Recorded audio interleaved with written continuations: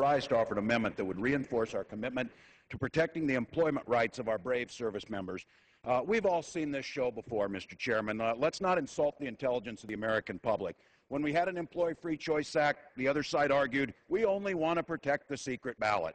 Now it's, no, we want to let you vote on a secret ballot, but only when we decide that time has come. We've seen this song and dance in Ohio. We've seen it in Wisconsin. Let's just be honest that we have a fundamental difference about labor rights and the ability to collectively bargain. We probably are not going to agree on that, but let's find some bipartisan ground where we can agree. I think my amendment is the one that will do that. It's very straightforward. It simply prevents this piece of legislation, H.R. 3094, from applying to businesses that have been cited for violations of labor laws against employees who are veterans in the previous year. It simply is very simple. These are not the vast majority of employers who are playing by the rules. This is those that have had egregious violations specifically against veterans, and this will help us protect those. I wholeheartedly agree we've got a lot of good, strong employers out there supporting our Guard Reserve, but labor laws are still being violated. We need these laws. Last year, 3,000 cases of employers who violated the Uniform Service Employment and Reemployment Rights Act, USERRA, the main federal law that protects veterans. My amendment provides a means for Congress to enforce veteran-related labor laws by removing the ability for violators to present unnecessary barriers to a free and expeditious union election process. Keep in mind, these are the very people who fought to protect the basic American right to organize collectively for a safe workplace. But yet when they come home, we're going to throw barriers in their way, even by companies that have already violated veterans' employment rights at a time when we have high unemployment amongst veterans. This is one that we can come together. By the way, 2 million veterans are in labor unions of their choice now.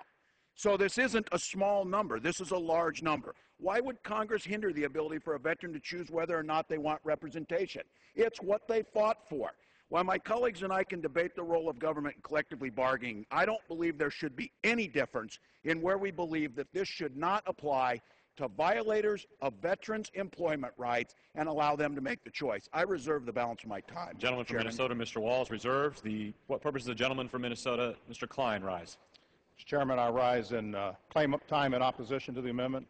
The gentleman is recognized for 5 minutes. Thank you, Mr. Chairman. And of course, I always hate to oppose something presented by my Minnesota delegation colleague, a veteran himself. But again, I think we have a misguided amendment here.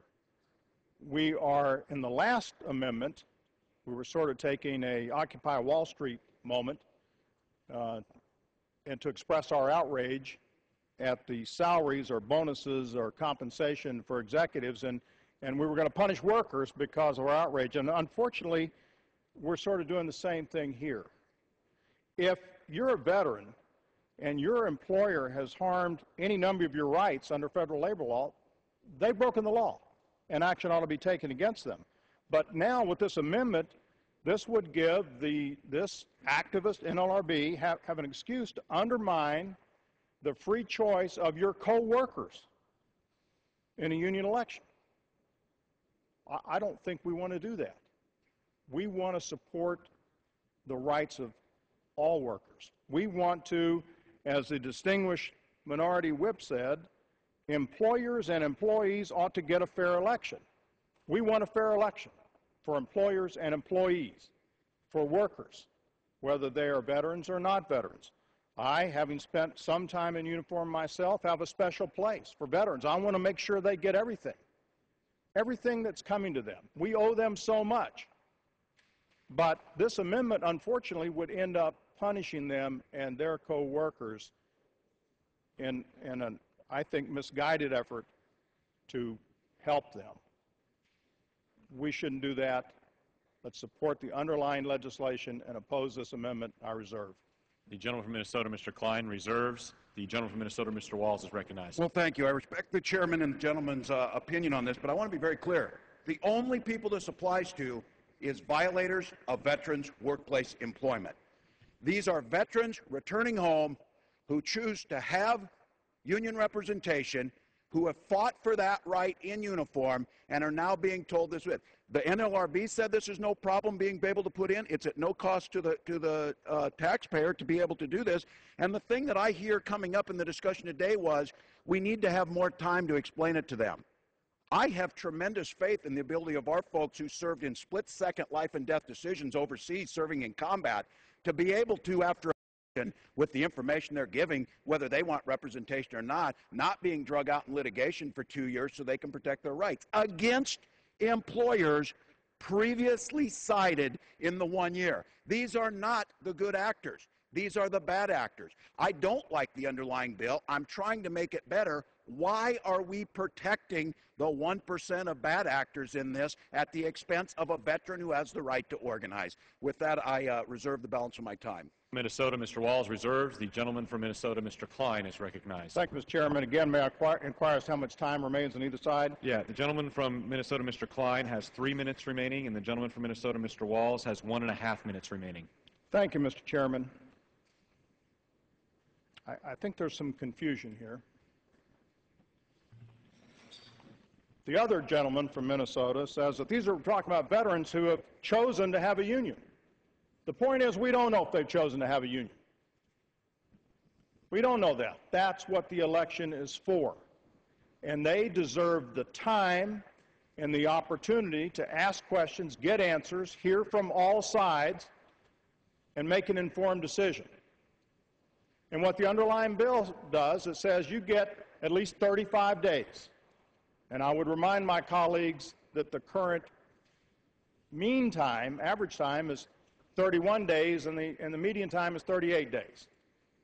It's not out of line. But we think a month, 5 weeks, ought to be time for workers to be able to receive the information, ask the questions, challenge information from the employer and from the union organizer, and then make an informed decision. And while it's true certainly sometimes in combat that you have to make split-second decisions to save your life or the lives of colleagues or to achieve the mission, you shouldn't be required to do that here. In making this decision for you and your families, you ought to have time to do it.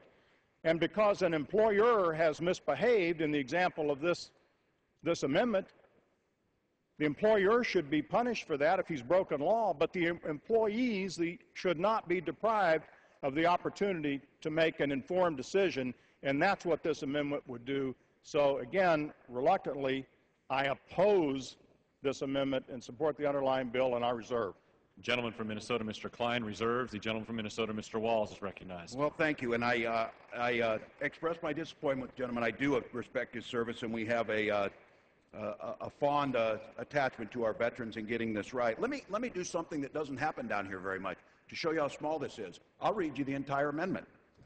The designated party referred to in subparagraph B are employers that have been found liable for labor law violations against the veterans of the armed forces during the 1-year period preceding the filing of a petition under this subsection. Such parties may not engage in the dilatory tactic of raising new issues or positions during a pre-election hearing that were not raised prior to the commencement of the hearing.